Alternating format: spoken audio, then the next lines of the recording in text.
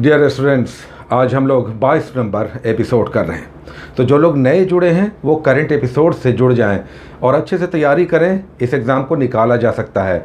अगर आपका track record बहुत स्टडी करने का नहीं रहा है, पढ़ाई आपने छोड़ दिया है, लेकिन कुछ बुक्स हमने आपको सजेस्ट किया है, उसे आप ले लें और उसे संभव हो तो 2 बार कम से कम पढ़ें। कम से कम 2 बार। इससे ये होगा कि आप भूलेंगे नहीं।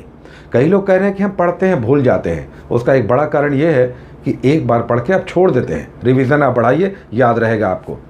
बहुत सारे लोग एग्ज़ाम की वैकेंसी को लेकर भी बहुत कमेंट कर रहे हैं। वैकेंसी कब आएगी? वैकेंसी जब भी आए। अभी तो लॉकडाउन के कारण बहुत प्रभावित हुआ है, सब कुछ प्रभावित हुआ है लॉकडाउन से। लॉकडाउन हटेगा, वैकेंसी की भी घोषणाएं होंगी। आप ये मानकर चलें कि 4 से 5 महीने इस एग्ज़ाम को लग जाएंगे। वैकेंसी 1-2 महीने के बाद ही अब आएगी 66वीं की।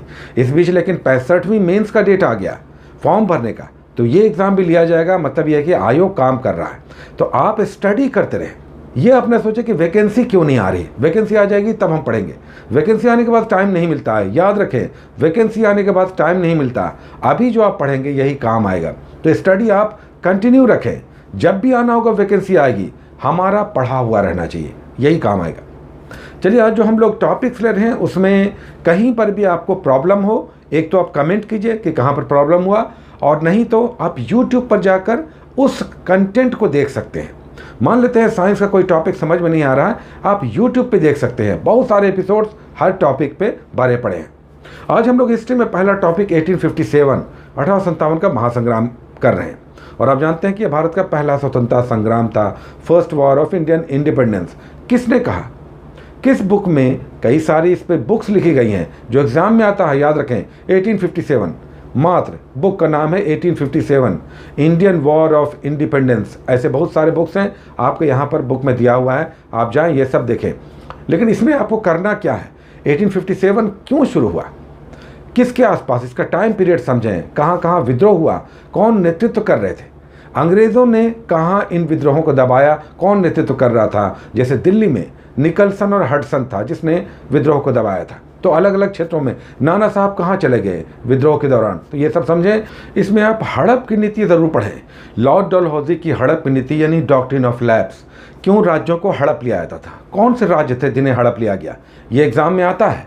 साथ ही सहायक संधि, सब्सिडियरी अलायंस, ये भी वेलेस्ली का सब्सिडियरी अलायंस, ये सब पूछा जाता है। कंटेक्स्ट 1857 के महासंग्राम के कारणों में ये सब गिना जाता है। मंगल पांडे ने कहाँ विद्रोह किया, 1857 कहाँ शुरू हुआ। 10 मई 1857 को इसका डेडलाइन माना जाता है जब मेरठ में संगठित विद्रोह हुआ, और सब उसके बाद विद्रोही दिल्ली पहुंच गए और बड़ा सा विद्रोह फैल चढ़ा।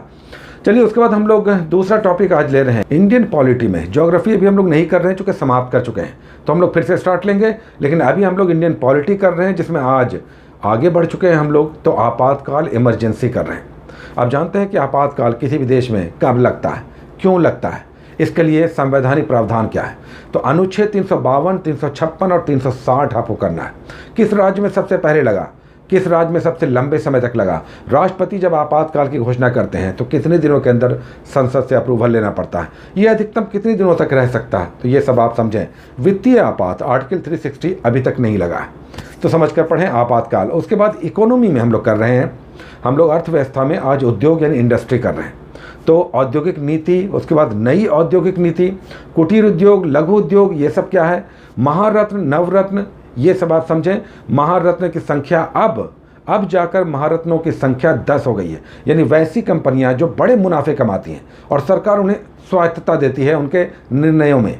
तो ऐसी कंपनियों को हम लोग, जैसे ONGC, NTPC, ये सब महारत्न कंपनियां हैं जिनकी संख्या अब 10 हो गई है, और नवरत्नों की संख्या अब 14 हो गई है। तो ये सब एग्जाम में आता है। मीरा सेठ कमेटी, आबिद हुसैन कमेटी, ये सब नायक समिति, ये सब किससे संबंधित है, यहाँ पर आपके बुक में दिया हुआ है।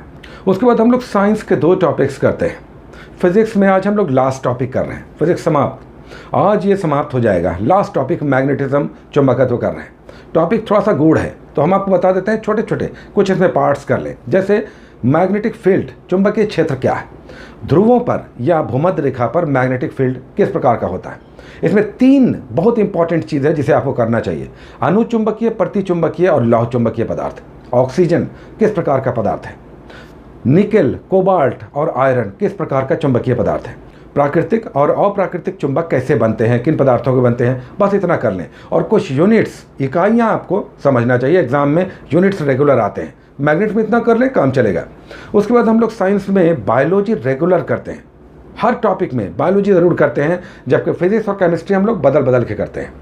आज बायोलॉजी में बहुत इंपॉर्टेंट टॉपिक है, ये आपने रेस्पिरेटरी सिस्टम, परिसंचरण तंत्र में किया है, लेकिन आज इसे फिर से दिया जा रहा है, क्योंकि ये वेरी इंपॉर्टेंट टॉपिक है। और यह है ब्लड, रक्त।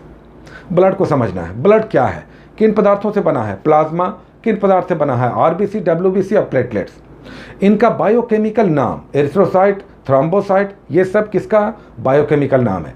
कौन सा ग्रुप भारत में सर्वाधिक पाया जाता है, विश्व में कौन सा ग्रुप सर्वाधिक पाया जाता है, और अगर माँ बाप का ए बी ग्रुप है तो बच्चों का कौन सा ग्रुप होगा, ये सब आप समझें ब्लड में। उसके बाद हम लोग स्पेक्ट्रम से भी कुछ पेजेस कर रहे हैं, जिनके पास बुक्स है वही करें, चिंता न करें, जिनके पास बुक नहीं है छोड़ दें, जिनके पास है उनके लिए है, ये बुक अच्छी है इसलिए हम चला रहे हैं। स्पेक्ट्रम में आज छोटा सा 3-4 पेजेस का एक टॉपिक है, लेकिन ये टॉपिक एग्जाम में दिखता है, और ये टॉपिक है 1937 में भारत के अलग अलग राज्यों में पहली बार देसी सरकारों का गठन, पहली बार देसी सरकारों का गठन 1935 के गवर्नमेंट ऑफ इंडिया एक्ट के आधार पर भारत के अलग अलग राज्यों में 11 राज्यों में चुनाव हुए, जिसमें 8 राज्यों में कांग्रेस ने बहुमत या सहयोगी दलों के साथ सरकार बनाया।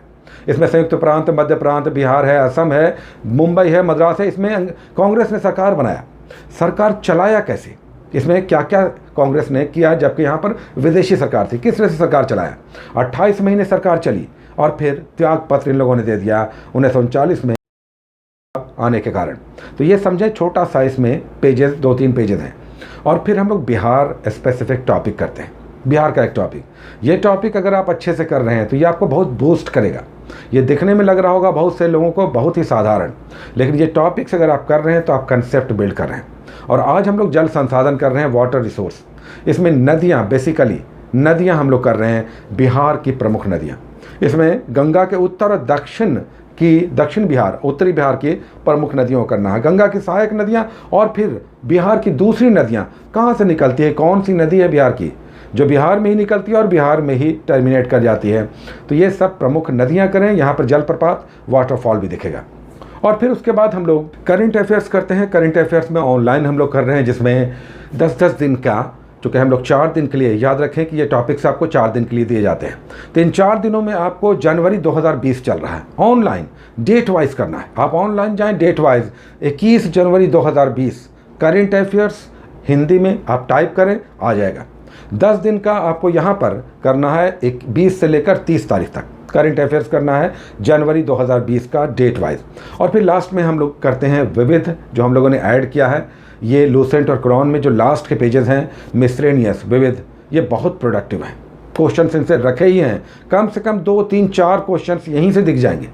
तो ये विविध आप करेंगे। आज हम लोग कर रहे हैं विश्व में प्रथम, वर्ल्ड में विश्व में प्रथम, पहला प्रधानमंत्री विश्व का कौन सा था, विश्व में पहला नोट किसने जारी किया, ये सब आपको विश्व में प्रथम करना है। तो ये थे आज के कुछ चुने हुए टॉपिक्स, 4 दिन के लिए टॉपिक्स हैं। अगर समझ में नहीं आता है, ऑनलाइन जाएं और उसके बाद यूट्यूब देख लें, समझ में नहीं आने का प्रश्न ही नहीं है। 4 दिन के अंदर इन्हें समाप्त करें, बीपीएससी निकलेगा आपके अपने संगठित प्रयासों से। आपको केवल ऐसी जिज्ञासा पैदा करना है कि हमें इस एग्ज़ाम को निकालना है। अधिकारी बनने का इससे अच्छा रास्ता नहीं हो सकता, जिसमें न इंग्लिश है, न मैथमेटिक्स है बहुत अधिक, न रीजनिंग है, केवल जनरल स्टडीज़ है और एक अपना पेपर है, और फिर बीपीएससी निकल जाता है। Take care.